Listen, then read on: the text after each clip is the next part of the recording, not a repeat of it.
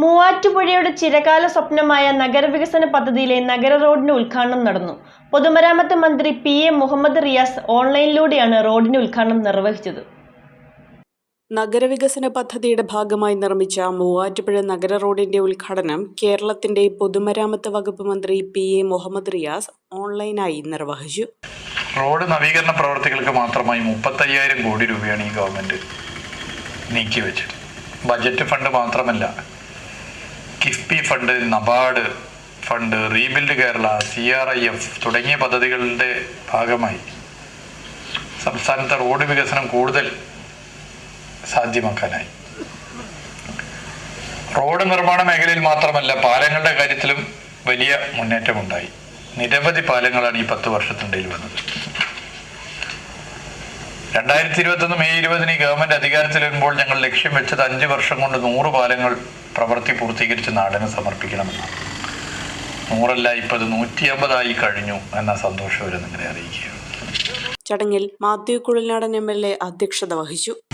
ഒരുപക്ഷെ കേവലം ഒരു വർഷം മുമ്പ് നിങ്ങൾ ആലോചിച്ചാൽ, ഒരു വർഷം മുമ്പ് വരെയും മൂവാറ്റുപുഴയെ സംബന്ധിച്ചുള്ള ഏറ്റവും വലിയ ശാപമായി പറഞ്ഞിരുന്നത് മൂവാറ്റുപുഴ നഗരം ഒന്ന് ക്രോസ് ചെയ്യണമെങ്കിൽ 1.5 മണിക്കൂറാണ്.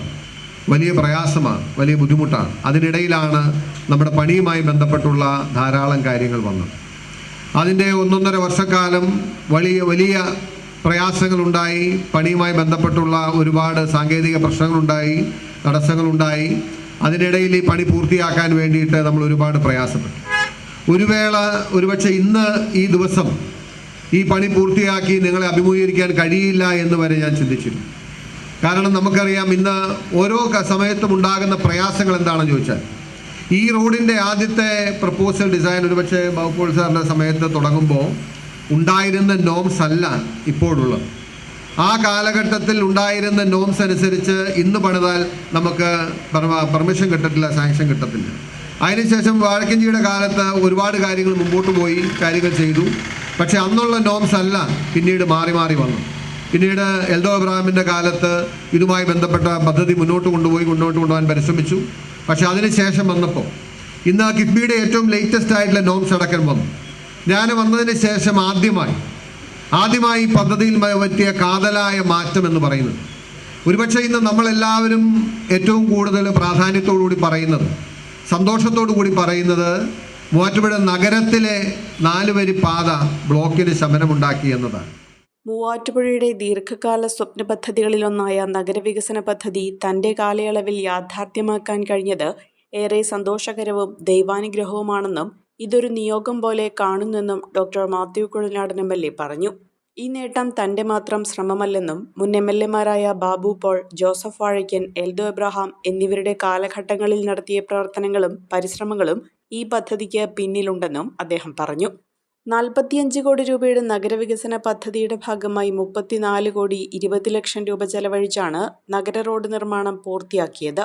മാത്യു കുഴൽനാടൻ MLA ചുമതലയേറ്റപ്പോൾ ഭൂമി ഏറ്റെടുക്കൽ പ്രവർത്തനങ്ങൾ 40% മാത്രമായിരുന്നു പൂർത്തിയായത്. തുടർന്ന് നിരവധി ഘട്ടങ്ങളും വെല്ലുവിളികളും അതിജീവിച്ചാണ് പദ്ധതി യാഥാർത്ഥ്യമായത്. മാത്യു കുഴൽനാടൻ MLAയുടെ നേതൃത്വത്തിൽ PO ജംഗ്ഷനിൽ നിന്നും ജനപ്രതിനിധികളും പൊതുപ്രവർത്തകരും പങ്കെടുത്ത ജാഥ നഗര റോഡിലൂടെ ഉദ്ഘാടന വേദിയിലേക്ക് എത്തിയതോടെയാണ് ഉദ്ഘാടന ചടങ്ങിന് തുടക്കമായത്.